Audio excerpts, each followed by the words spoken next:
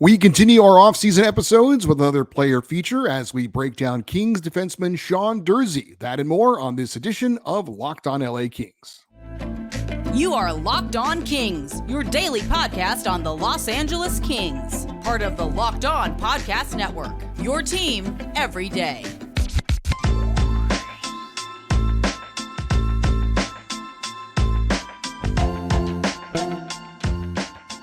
Hey, Kings fans, welcome to Locked On LA Kings, part of the Locked On Podcast Network, your team every day. Thanks for making Locked On LA Kings your first listen every day. We are free and available wherever you get your podcasts. We'd love for you to leave us a positive comment on Apple Podcasts if you like what you're hearing.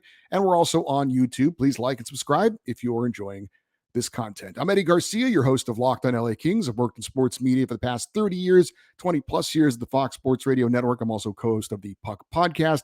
It's a weekly NHL review show that's been putting out content for the past 16 years and a passionate LA Kings fan for 30 years. Today's episode is brought to you by FanDuel Sportsbook, official sportsbook of Locked On. Make every moment more. Visit FanDuel.com/Locked On today to get started. Coming up on today's episode, we're going to continue our countdown to the 2023 NHL Draft, which gets underway exactly 1 week from today. We've got a special draft feature looking at a Kings recent draft pick. We'll tell you all about Kings prospect Alex Laferriere. We also have another edition of Name That King in relation to the Hall of Fame announcement for the NHL earlier today. But first, we continue our individual player profiles from Kings players from the roster from this past season and players that are going to be on the roster, we think, going forward. For you everydayers, you know, we've looked at Anze Kopitar and Adrian Kempe, Kevin Fiala, Drew Doughty, Phoenix Copley, Vladislav Gavrikov, Gabe Vilardi, Philip Deneau, Victor Arvidsson, Alex Iafallo, and Mikey Anderson so far. If you missed any of those episodes, please go back and check them out. And to be honest, it's been mostly praise for those key players for the LA Kings. And now it's time to focus a bit more on the non-core members of the team, the complementary players, so to speak. And today we look at one of the more controversial players for the LA Kings as we break down defenseman Sean Durzi. Now, Durzi was originally drafted by the Toronto Maple Leafs in the second round of the 2018 draft. He was acquired, though, by the Kings in a trade with Toronto on draft day. He never played a second in the Leafs organization, and Durzi was sent along with Carl Grundstrom and a first-round pick in 2019 that became defenseman Tobias Bjornfoot to the LA Kings in exchange for Kings defenseman Sean Durzi. Frankly, a great trade for the LA Kings. Durzi played parts of 3 seasons with the Ontario Reign before joining the Kings in the 2021-22 season and playing in 64 games. The 24-year-old just wrapped up his second full season in the NHL with the Kings, playing primarily on the third pairing, but also seeing time running the Kings' second power play unit. In 72 games this past season, he had 9 goals and 38 points, both improvements from his rookie year. The 9 goals were tied with Drew Doughty for the most goals scored from a defenseman, and his 38 points were second to Doughty on the team for the Blue Liners.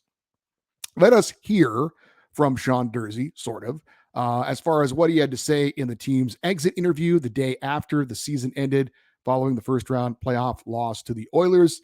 I'll be paraphrasing the questions and answers just to make things a little bit more smoother. If you want to hear the entire exit interview for yourself, very easy to do. Just go to YouTube, search Sean Durzi exit interview. It'll be the first thing that pops up. You'll see that Durzi is sitting at a table along with fellow defenseman Mikey Anderson, who he shared his exit interview with. Some of the bigger name players do it all by themselves, and some of the other players will have a teammate join them. That was the case with Sean Durzi. We talked about Mikey Anderson and his exit interview, what he had to say on Monday's show. If you missed it, check that out. But thanks to the LA Kings YouTube channel for making all of these exit interviews available for us to listen to and watch. Sean Durzi's first question, and there weren't many questions asked of him, just 3. But the first question was asked about the disappointment of losing in the first round of the playoffs for a second straight year. He called it heartbreaking, especially when you believe in your group and you have faith that you have the right guys and the right stuff to get the job done.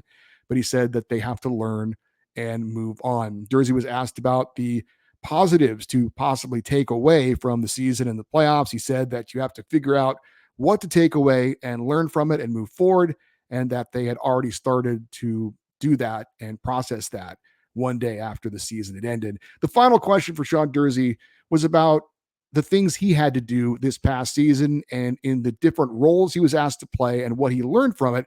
And I thought he had a very thoughtful answer. And he said this: to have a long career in the NHL, you have to be coachable and adaptable to play in any situation or circumstance. Having that ability to switch and be comfortable is another tool in the toolbox. Playing the left side was a good opportunity to contribute more and help the team. He also said he was grateful for the opportunity to be adaptable. He said that he admitted that he did struggle at times.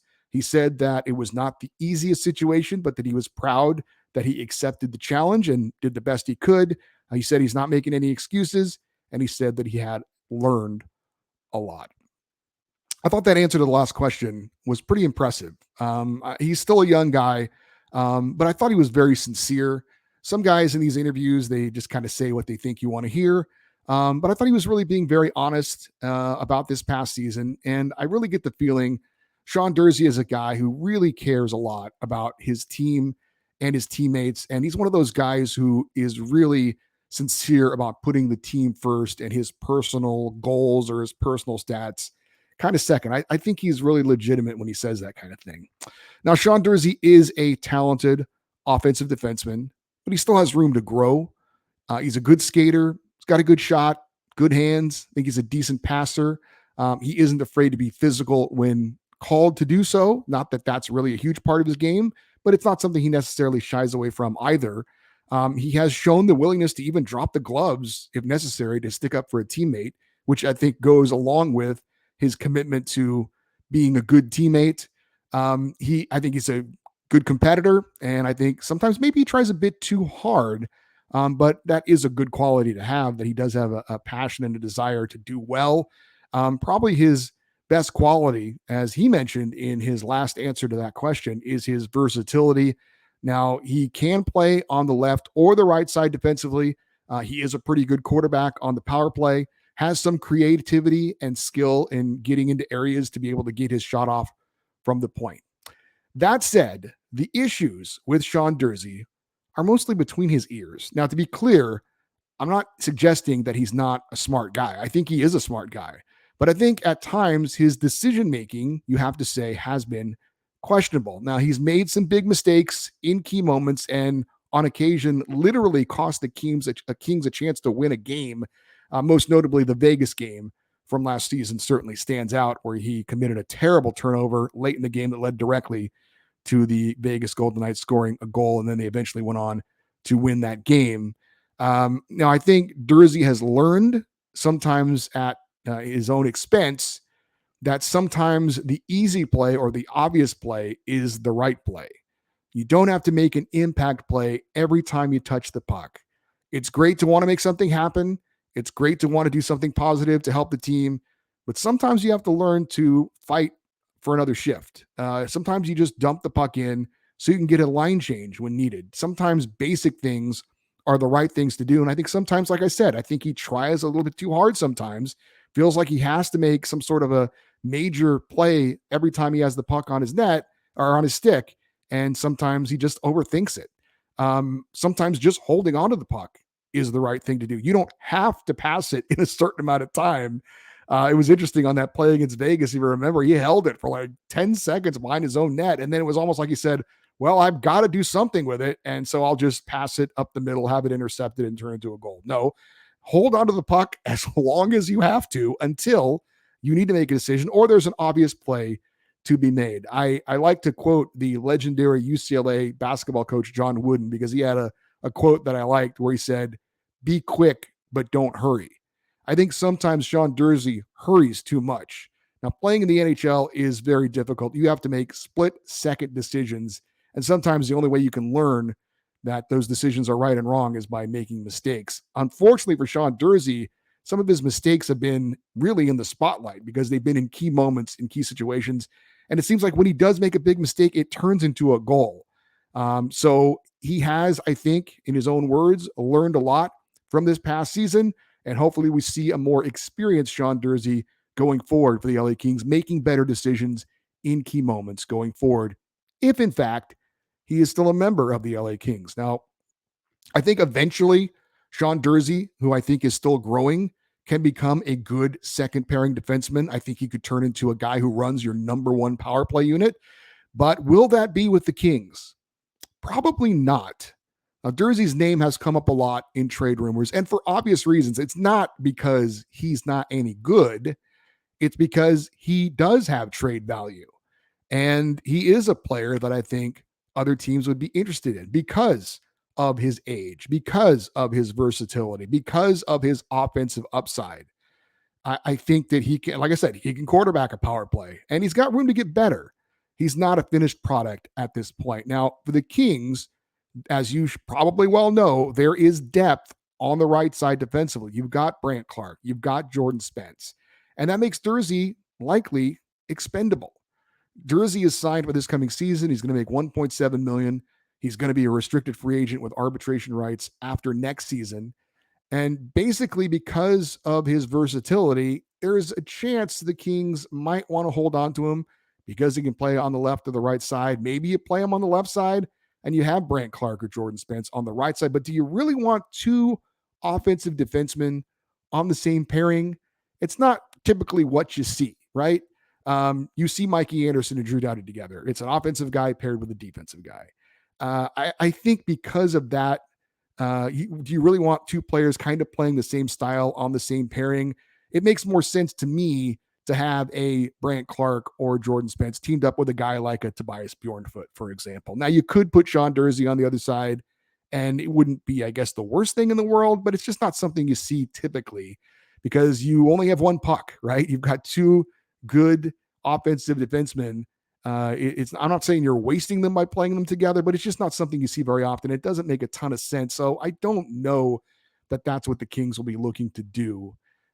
Again, this is not necessarily a criticism of Sean Durzi. I think he's a good player. Whether he'll turn into a great player or not remains to be seen. Again, there's still room for him to grow, and he does have some skills. But I think, again, other teams value him. And we've got players like him already that maybe, frankly, can do his role better in the not too distant future. So I will not be surprised if Sean Durzi isn't a member of the LA Kings once the puck drops on next season. As a matter of fact, I'll go so far as to say I will be surprised if he is on the team when the season starts next season. I think he's too obvious of a trade piece at this point. And again, I think other teams will be interested. And there's other players that can take his place. So again, it's not necessarily, saying that Sean Durzi can't play at the NHL level and not be a very good player. But at this point, there are other options, and the Kings need to make room for other players that, again, could likely do it better than Sean Durzi and are frankly a little bit cheaper at this point as well. And they can still get something back for a Sean Durzi at this point because I think his value is there. So what do you think?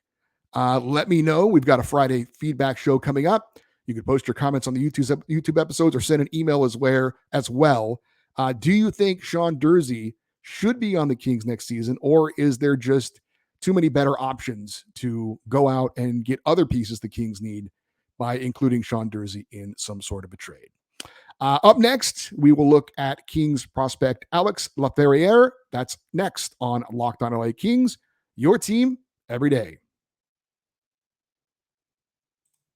But this episode of Locked On LA Kings is brought to you by FanDuel. Make your way to FanDuel right now with new customers getting a no-sweat first bet up to $2,500 with that no-sweat first bet. Again, $2,500 back in a bonus bet if your first bet doesn't win. FanDuel has great promotions every day. It's safe, secure, and super easy to use. And when you win, you get paid instantly. There is no better place to bet on all the sports action than America's #1 sportsbook. Visit FanDuel.com/lockedon and get your no sweat first bet up to $2,500. That's FanDuel.com/lockedon. FanDuel, the official sports betting partner of the NBA.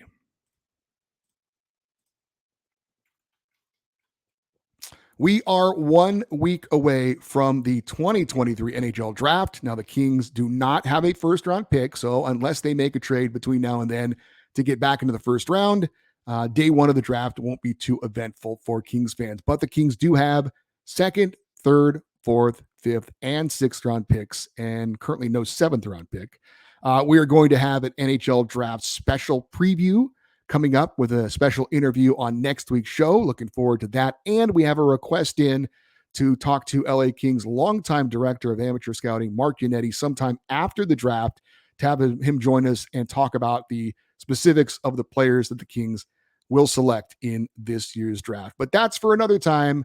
Again, LA Kings draft feature coming up next week's show. But we do have a feature today where we want to take a look at a recent LA Kings draft pick.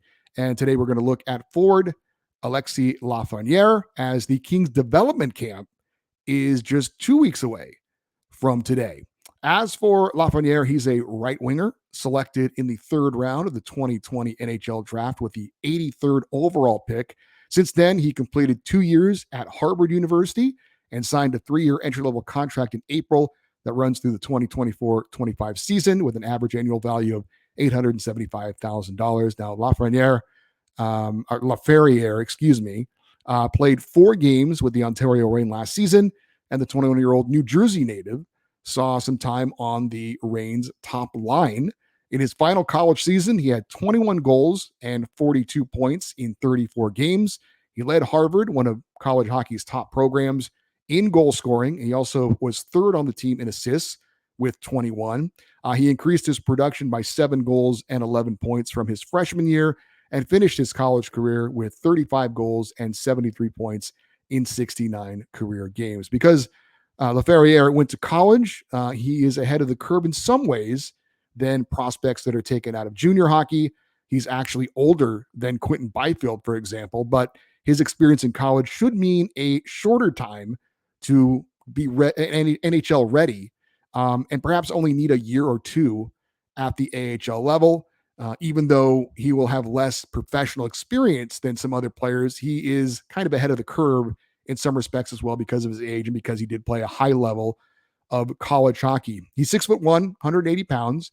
He does have some offensive upside in his skill, and not surprising because he attended Harvard, maybe cliched, but they do say that Alex Laferriere has a very high hockey IQ, and he still obviously has to prove it at the professional level, but a couple of really good years at the collegiate level.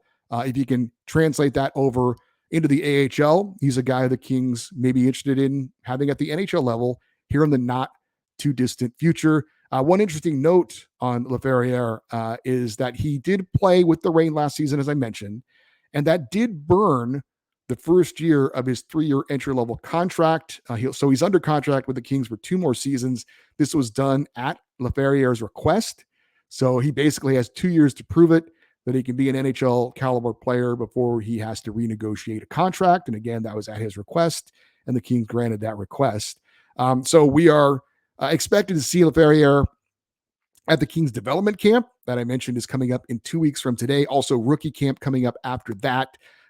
Certainly expect him to be a little bit more mature than what we saw a year ago. And also just with the knowledge of knowing that he's now a professional and that after the development camp, after the rookie camp, he's not going back to school, but he will be heading to the Ontario Reign after going to training camp with the LA Kings as well. So another step forward for Alex Laferriere, a guy who has done some impressive things so far at the collegiate level, still has to prove it again at the AHL level before finally getting a chance at the NHL level. He did score a goal in his brief time with the Ontario Reign, but looking forward to seeing what he can do with the LA Kings, starting at development camp, moving on to rookie camp, training camp, and then on into the AHL. So Alex Laferriere, a right winger, who is, again, just going to be in his first year as being a pro, but is a guy that should have a shorter learning curve than some of the other players that have been selected by the LA Kings out of junior hockey. Speaking of the development camp and the rookie camp, I did see a note from the boys over at mayorsmanor.com that the Kings will be participating in the annual NHL Rookie Faceoff Tournament. Now, last year, that tournament, you might remember, was in San Jose. This year, it's going to be in Las Vegas. I don't know if they have some sort of a rotation where eventually this will be in Los Angeles, but hopefully so. But again, next year, it is going to be in Vegas. It will start on September 14th, and it includes rookies from the LA Kings, Vegas Golden Knights, Colorado Avalanche, Arizona Coyotes, San Jose Sharks, and Anaheim Ducks. Again, that is the NHL Rookie Face-Off Tournament in Las Vegas. Kings are taking part in it, and that will be on September the 14th when they take on other rookie teams from some of the other Western Conference opponents. Hey, we're going to have another edition of Name That King coming up on this episode of Locked On LA Kings, your team every day. Check out Locked On NHL's 2023 mock draft special. Local hosts from Locked On NHL have made their picks, and our hosts will break down every selection over a 3-day mock draft event. It started today with the first 10 picks coming up tomorrow.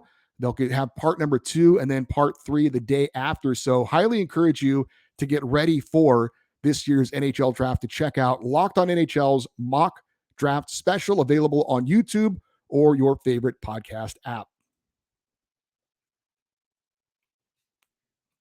The Hockey Hall of Fame announced its 2023 draft class earlier today, which included 3 goalies, Henrik Lundqvist, Tom Barrasso, and Mike Vernon. Also going into the Hall, Pierre Turgeon, former coach Ken Hitchcock, former executive Pierre Lacroix, whose son Eric, you might remember, played for the LA Kings for a few seasons in the mid-90s, as well as female player Caroline Ouellette. Now, the last player to play for the LA Kings to get inducted in the Hall of Fame was Jerome McGinley. He was part of the class of 2020, and he was our last Name That King player that we featured. Of course, he only played 1 season with the Kings. It was at the end of his career, but I was a big Jerome McGinley fan, so it was cool to see him play even 1 season with the LA Kings. But it got me to thinking, with the Hall of Fame class being announced today, who was the last player to play the majority of his career with the LA Kings to be inducted into the Hockey Hall of Fame? Let's find out with another edition of Name That King. Now, if you're new to this, I give you some clues, some information about this player's career, and then hopefully by the end of it, you'd have figured out who it is. If not, then you've learned something today. I think this one is pretty easy, but then again, it's easy if you're a Kings fan of a certain age. So here we go. This former King was born in Palmoral, Quebec, September 8th, 1945. In his rookie year, he was the backup to the legendary Gump Worsley with the Montreal Canadiens. Love that name. But took over in the playoffs in his rookie year and backstopped the Habs to the Stanley Cup title. He and Worsley split time the next season, and they were named co-winners of the Vezina Trophy, given out to the league's top netminder. The Habs would go on to win a second Stanley Cup, and the next year, Gump was gone, and this former King took over as the starting goalie in Montreal. However, his time as the number 1 goalie with the Habs was short-lived. They missed the playoffs the next year, and then he would get replaced by Hall of Famer Ken Dryden, and then ended up being traded to the LA Kings the next season. He was runner-up to the Vezina Trophy with the Kings during the 1974-75 season, and after 7 seasons in LA, this King was then traded to the Red Wings. He would finish his career with the Boston Bruins. After retiring, he would return to LA to serve as the team's general manager from 1984 to 1992. He was the Kings GM in 1988 when they made the trade for Wayne Gretzky. Also served as interim head coach of the Kings on 3 separate occasions. On November 14th, 2016, this former King was inducted into the Hockey Hall of Fame. He was the last player who played the majority of his career with the Kings to be inducted into the Hall of Fame. His number 30 is hanging from the rafters at Crypto.com Arena. He is currently second in Kings history in wins and shutouts to Jonathan Quick. Name that King. Pretty obvious, I think, but it is Rogantin Vachon, better known as Rogie. Before my time, never saw him play, but no doubt one of the greatest Kings of all time. Rogie Vachon, former player, Stanley Cup winner, Hockey Hall of Famer, former Kings GM, and interim head coach. And again, one of the greatest Kings in NHL history. Rogie Vachon, our Name That King for today. Keeping the goalie theme going, a little bit of an update from yesterday's show when we talked about the goalies out there that could be trade possibilities for the Kings. More news and more rumors swirling today around Connor Hellebuck of the Winnipeg Jets, as he continues to be the number 1 target for teams looking for a number one elite goalie. The latest news has New Jersey as the front runner for Hellebuck, but the Kings are still being mentioned in those reports as a team of interest in the former Vezina Trophy winner. So we'll see if Connor Hellebuck does in fact land in New Jersey. Kings are apparently still in the discussion, but apparently the Devils right now being reported as the front runner for goaltender Connor Hellebuck. So for you everydayers, those of you that listen and watch every day, coming up on tomorrow's show, we're going to be joined by friend of the show, Russell Morgan from Hockey Royalty, going to talk about the Kings goalie search and more. Then, of course, on Friday, we do have our weekly fan feedback show. And if you want to send an email for that, the email address is lockedoneddie@gmail.com, EDDIE. Get your emails in as soon as possible, as I'm going to record the Friday show late Thursday night because I've got stuff going on Friday. So if you want to get an email in this week, do it as soon as possible. Get it in before Thursday evening, if you could. And of course, you can always leave your comments down below in the comment section on the YouTube episodes. We talked about a lot this week. We did player profiles on Mikey Anderson and Sean Durzi. You can certainly share your thoughts on those two players. We talked about the possible goalies available in trades for the LA Kings this season. I talked about my top 5 best and worst first-round picks in Kings history, if you want to react to that as well. And by the way, I did ask if the Kings in 2008 had selected Drew Doughty and Erik Karlsson in the first round, which they had a chance to do so, would that be the greatest tandem of players selected by one team in the first round? And several of you have reached out to remind me, hey, dummy, the Sedin twins. Yes, I definitely should have remembered that. That is an obvious one. 2 Hall of Famers taken back-to-back picks by the same team. That's going to be hard to beat. Henrik and Daniel Sedin have to be the answer to who are the top 2 players ever taken by the same team in the first round.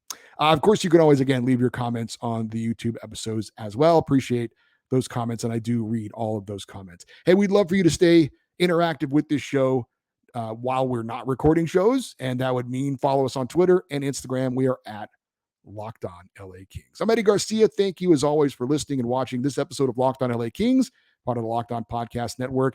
Have a great day. We'll talk to you tomorrow, and as always, go Kings go.